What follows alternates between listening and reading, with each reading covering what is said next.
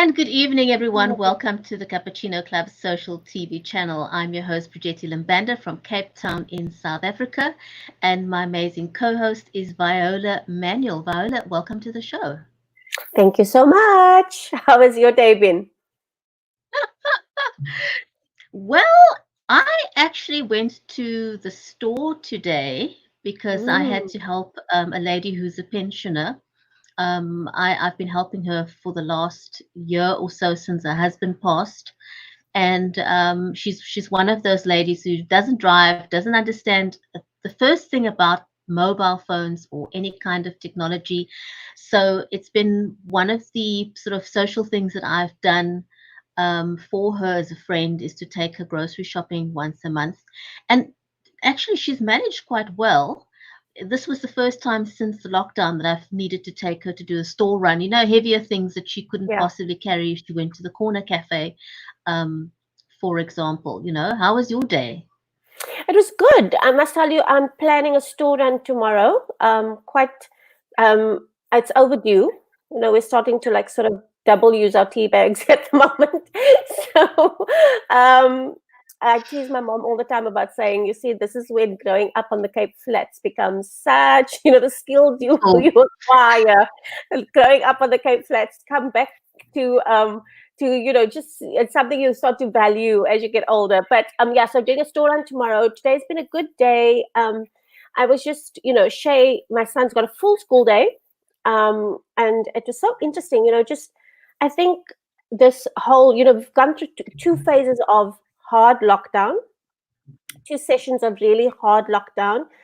And to me, it just seems that this whole discussion around level 4 is actually causing more sort of negativity than the first sort of, first lockdown announcement did. Because the first lockdown announcement was, things were actually a lot simpler. It was like, you will stay at home. Nobody will be doing anything else except emergency workers. And that was it. There were maybe one or two discussions around kids, whether they could go to, if parents had a parental plan, divorced parents had a parental plan, or single parents. So there was a little bit of discussion around that. I know there was a little bit of discussion around exercise, and I think there was a little bit of discussion around, quite a lot of discussion around cigarettes and alcohol. But it was very simple. This seems to be a little more complicated. I tend to agree with you. There were no gray lines when we were on hard lockdown. Whereas now there's kind of how can we push the envelope just a little? This is now allowed, so can we do X, Y, Z? I must tell you, I had a very interesting shopping experience this day. We went to a Pick and Pay store for the store run today, and it was very unsettling. Considering we've already had stores that needed to close down, they need to be deep cleaned, and staff needs to go into quarantine. There's so much PT involved in when you close down a store. Now, this was quite a concerning to me because it's a large Pick and Pay retail store, and you will not believe the amount of I'm not even talking about cashiers, I'm talking about the supervisors and management staff that were fiddling with their masks all the time in that time frame that I was there, shifting masks up and down. It's below their nose, then it's underneath their chin. I was trying to sort of keep track of just one or two people to see how many times they did it. And eventually I said, I can't. I simply cannot. They were messing around with it so much Mm, that it actually started to irritate me. And I thought, and the amount of people that were doing that were quite scary. And I thought, this is not a very good situation that staff in such a big retail store, massive retail store, didn't know how to use masks correctly.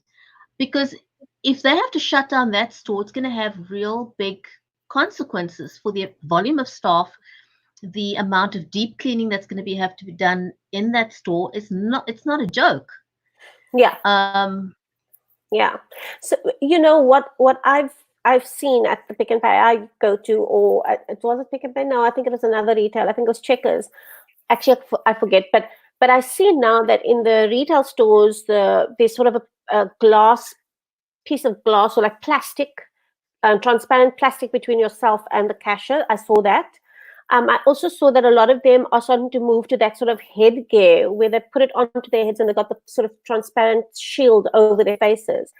Look, I understand it must be incredibly difficult to have this mask on your mouth and nose all day. I mean, I can just about tolerate it for the hour that I need to be out. You're sweating, you're hot, you're bothered, you're trying to sort of talk to people down the aisle. So I think the practical challenges of actually having that thing on your face all the time must be quite, it must be overwhelming at times, to just sort of have, and I think for people who are claustrophobic or people who just, are not enjoying having this mask on, but in that case, I think the employer should be making alternates available. If you want to wear that whole sort of sort of transparent mask that you sort of put onto your head with the adjustable band, if that works better for you, then that's what employers should be giving you as an option.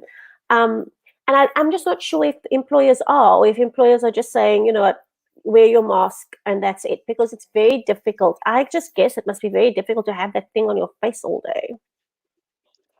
Well, to be honest, I mean, I've made a number of different masks myself, and I've also made a face shield. And for myself, wearing glasses, the other difficulty you have with the face mask is that when you're wearing glasses, they can fog up and it can be quite a source of irritation.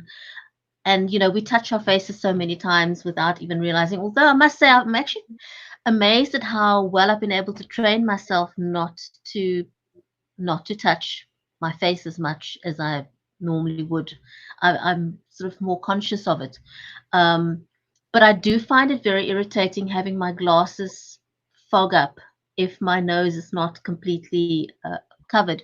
So I do find that the shield is more effective. Now, in this Pick and Pay that I went to today, I did notice that the last time I did a store run, I was at Woolworths, and all their cashiers had the shields on, which works well. But at this particular Pick and Pay that I went to, I didn't see a single shield. None of the staff members were wearing shields. They all had the masks, but the mask was either below the nose or below the chin in most of the cases. And I thought, you know what, you might as well not even be wearing the mask if it's below your chin all the time. What is the Yeah. point? Yeah. So I must tell you, I feel for the staff who have to wear it all the time. It can't be comfortable. I get very irritated with this thing, and of course, I own my whole phase of life at the moment, but especially when I get those hot flushes, I want to like just ready I to call eat. them I call them tropical moments. Okay, It seems to be when I have a tropical moment, I'm ready to eat that mask. Just anything to just like get it off my face. But it's just that when we talk about level 4, we also recognize that it comes at a time of more than 60 days of hard lockdown. So it is quite difficult. I think people are just starting to get incredibly frustrated. I mean, I must tell you, I was loving lockdown. I absolutely thought I was just like born for lockdown. It's just, I loved it. Just to sort of, gather myself, and just get my headspace right. But I mean, even I'm starting to feel a little bit of cabin fever at the moment. And I know that the kids are starting to feel a bit of cabin fever at the moment. And I feel so for people who don't have don't have a yard for kids to play in, where they have lots more challenges, where there isn't Netflix and Prime Video and everything else to keep yourself entertained. It is getting a bit difficult.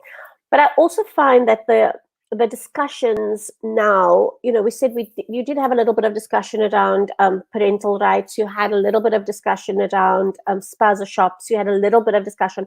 But I think the discussion now is like requires just so much more wisdom and discretion and insight, because it's now starting to talk about month 2 and I'm not paying my bond. It's month 2 and I'm not paying my phone. It's month 2, So I think there's a little more anxiety. correct, the emotion and the angst that goes together with these discussions. It's really, and I think if Cape Town, if Sea Point's promenade was anything to go by on the 1st of May, when everybody was just out in their droves to just walk around and just take a jog and all of that. I think a lot of people are just really losing their I think their sense of humor around this whole issue now, and so it's becoming more and more dangerous. I guess that's, I think, what's become very interesting for me.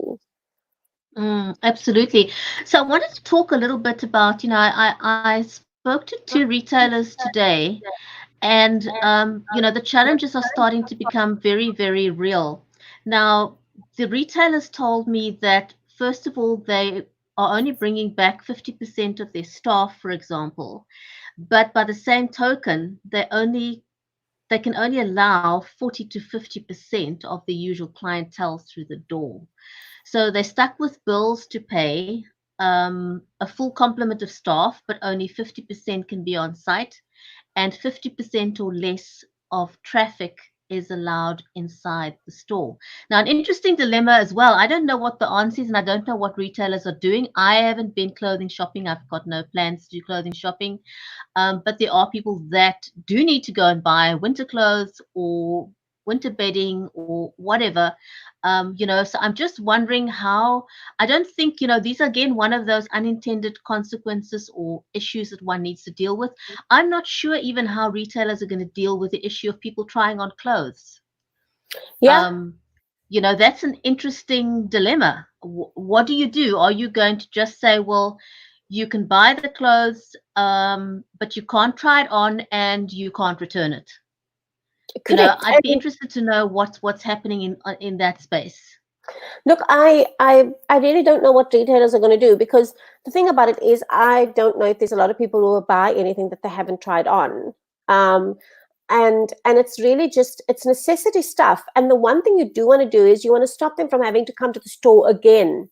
So you really need to almost accommodate that. And I don't know if the answer is a face mask, sanitation, sanitizing your hands before you go into the changing room, a face mask before you can change anything, or just a restriction on what can be tried on, nothing that goes over your head, because that's really the space that we're trying to avoid.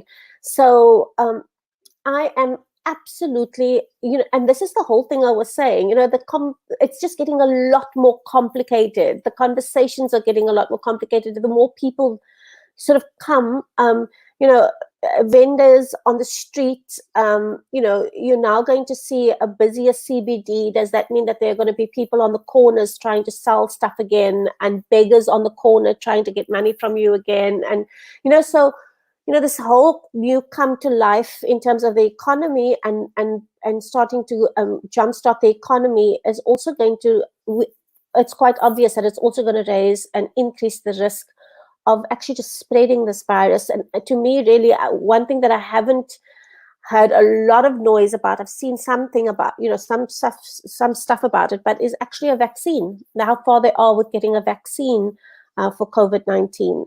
So that seems to really be the only way we could be going now in terms of our tensions. Well, I mean, that's going to take, at a push, the vaccines take 18 months. Usually it's a 5-year project. They're Yes. trying to do it in 18 months. Whether or not they can, we don't know. That remains to be seen. Another interesting thing for the moment is schools. I've spoken to, I don't know what your experience is with that, but a lot of parents. Now, I know a school teacher, for example, that said to me, they are working harder than they ever have because they are preparing lessons in a different way. They're online with their students all the time. But the parents, from the parents' perspective, they're feeling, well, we're not sending our children to a physical building, and I'm talking about preschoolers here. We're not sending our children to a physical building. They're still in our care. I'm still having to watch my children myself, so I'm not going to pay school fees. Yeah, that's Um, becoming a very interesting discussion. That, and then add on top of that the fact that there's all this rumor milling around the fact that the kids may have to repeat a year because of all the schoolwork they're missing. Parents are saying, "What are you talking about online school? I don't have money for data." Some of the kids didn't bring their textbooks back from school, so some kids are literally sitting at home no connectivity, no textbooks, and it's already going into month 2 of no schooling. So, it's that context that I think has got all the parents up in arms. They are just irritated and frustrated by this whole process.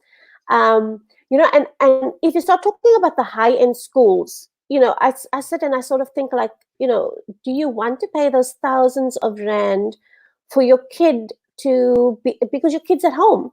And yet, when I think of Shea School, for example, he has got a full school day. And thank God for that. He's got a full school day. It starts at 9 and he's busy till 2:30. I know his teachers are working incredibly hard. They've got assessments. He's got an exam timetable. So, in Mm. situations like that, I'm feeling, we should be paying the school fees, whether or not, and maybe there needs to be a discount on it. Maybe there needs to be the parents coming to the party and the school coming to the party and saying, look, there's a level of discount, because you are taking care of your kid all day. You are still having to supervise all day. You are still being irritated by, mommy, I need this, mommy, I need that, those kinds of things. So I do think that if both parties actually came, and compromised, that would be a sort of win-win for everybody. But when you start thinking about the general schools out there where moms and dads are expected to take care of their kids, these kids are not getting any kind of online teaching. These kids are not getting any kind of support from the school. The parents are not getting any kind of support from the school. Should you still be paying school fees in those situations? Then it becomes a little bit more of a interesting discussion. Um, but I also wanted to talk about the businesses that are only going to be allowed to go online. When they talk about level 2 or level 1 lockdown, and we don't know when that's going to be. For example, hairdressers, beauticians, all those, and most of those people are entrepreneurs. Most of them are entrepreneurs. Very few of them work for a big corporate. And when you think about it, it's actually, I know that there was some kind of petition going around that sector, the beauty and I don't know what I think they call them the beauty sector, were all saying, signing petitions to say our environments are more sterile than any other environments, which in a way makes sense. But from my perspective, you are in such a personal, you're in such close proximity. There cannot be social distancing in that instance. And how do you manage that, and how do you supervise that? So our discussion on Thursday with Mitch becomes a very interesting discussion. That whole idea about liability and waivers, it's going to become an amazing discussion, and I really would hope that as many of our entrepreneurs as possible could actually just tune into the show to get some advice on what the terminology should be, what should be considered when putting those waivers together. Because if you are, the last thing you want to do is open shop and have somebody suing you because they're saying I got the virus on your premises, because that's going to be quite scary. And I think that's a lot of that sort of happening in the States at the moment. Absolutely, and I don't know to what extent. Now, I know the city of Cape Town. It would be interesting to get someone from the city on the show to comment in terms of what they've put together. So they've put together some kind of a care package for entrepreneurs and SMMEs. Yeah. And I had a look at the kind of things that were putting together, but there was none of these waivers or legal protection or liability protection advice for small businesses. And that is such a huge part of returning back to business, because I think right now people are so concerned with opening up the doors that they're not thinking liabilities at Yeah. all. Yeah. So I know that Mako member DeFoss, he's actually in charge of that. And I've also had a chance to look at what he's made available, and there is nothing. It's on the legal side of things. It's actually very thin.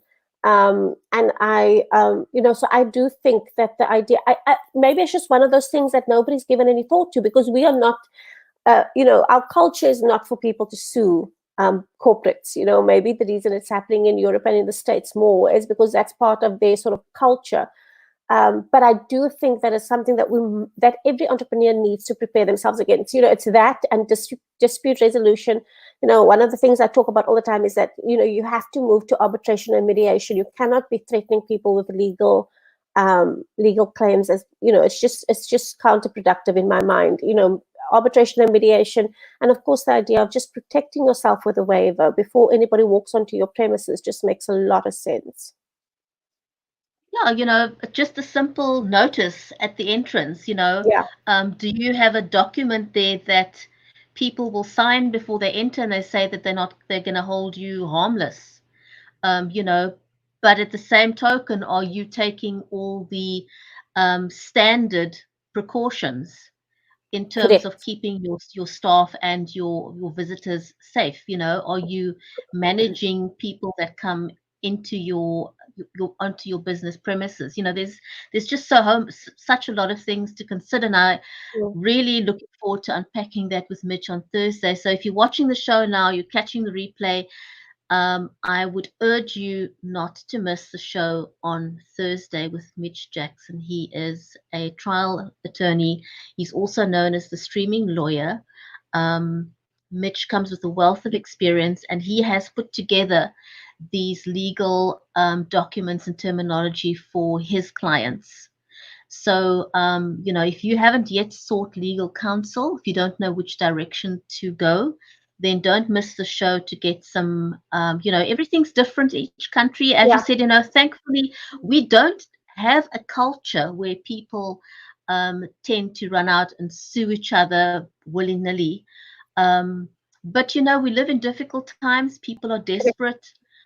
You lose a breadwinner in a family, it has dire consequences. So who knows?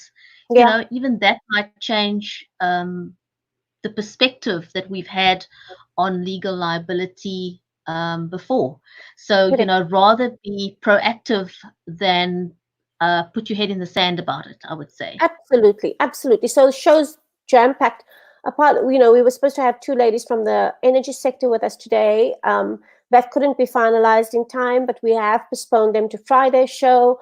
Tomorrow, of course, we've got. I'm so excited about tomorrow's show. We've got the executive director of Sisters Incorporated to just give us a little bit of insight in terms of that vulnerable grouping, in terms of women and children, what's happening to them, what's happening on the ground, and, how is this affecting gender-based violence, etc., etc. So I'm really excited to have a conversation with them just to give us a better understanding, and it just allows us to be a lot more sympathetic and a lot more, just a lot more caring about the situation of the people who are on the other side, and really experiencing difficulty. So that happens tomorrow at 3 o'clock. And then, of course, on Wednesday, we speak to Professor Turton. And I am quite excited to speak to him about the influence water is having on the whole COVID-19 and the spread of the disease. And also, when we think about it, we're always thinking about it on the sanitizing and the wash your hands side. So it would be interesting to just hear a new perspective on that. And then, of course, Thursday's Mitch. And then Friday, we're going to be talking to those two ladies who we had to postpone from tonight's show. So lots of exciting stuff happening. Yeah, but I know that we are up to the task, young lady. Absolutely looking forward to the rest of the week. And as you said, tomorrow is going to be an important one for members of the public that are in the vulnerable sector, because we've heard so many horror stories of how tough it's become for women and children who live in a compromised family situation, and Yeah, had to endure that under lockdown. So looking forward to that conversation. I think that's kind of a wrap for today, isn't it? it is. It is. So thanks everyone for watching us. Thank you to our viewers on LinkedIn, on YouTube, on Twitch, and our replay viewers on Facebook. Thanks very much for joining us, and we look forward to seeing you for the rest of the week. Have a great evening, everyone. Thank you. Bye bye from Cape Town. See you guys soon. Bye now.